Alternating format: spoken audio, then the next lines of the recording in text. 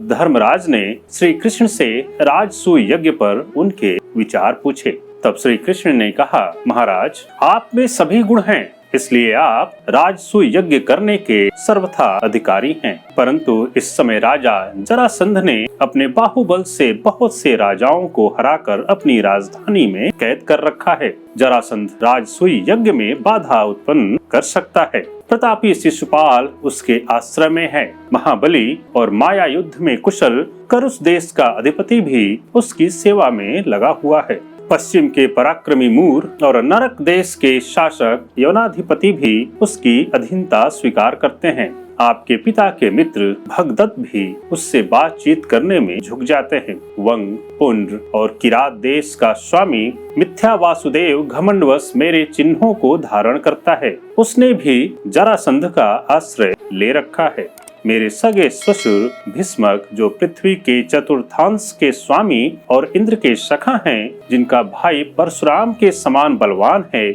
वे भी आजकल जरासंध के वश में हैं। धर्मराज, उत्तर दिशा के अधिपति 18 भोज परिवार जरासंध से भयभीत हो पश्चिम की ओर भाग गए। सूरसेन, भद्रकार, शाल्व, योध, सुस्थल, कुलिंद, कुंती, साल्यवायन आदि के राजा, दक्षिण पांचाल, पूर्व कौशल, मत्स्य आदि उत्तर देशों के राजा जरासंध के भय से अपना अपना राज्य छोड़कर पश्चिम और दक्षिण की ओर चले गए हैं। वह अपनी शक्ति से राजाओं को जीतकर अपने पहाड़ी किले में बंद कर देता है। भगवान शंकर की उपासना से उसे दिव्य शक्ति प्राप्त हुई है। उसने 86 राजाओं को अब तक कैद कर रखा है। अभी 14 राजाओं को और उसे जीतना बाकी है। उन कैदी राजाओं के द्वारा वह यज्ञ संपन्न करना चाहता है। इसलिए हे धर्मराज, राजसूय यज्ञ करने से पहले आवश्यक है कि जरासंध का वध कर उन कैदी राजाओं को उसके बंधन से मुक्त कराया जाए।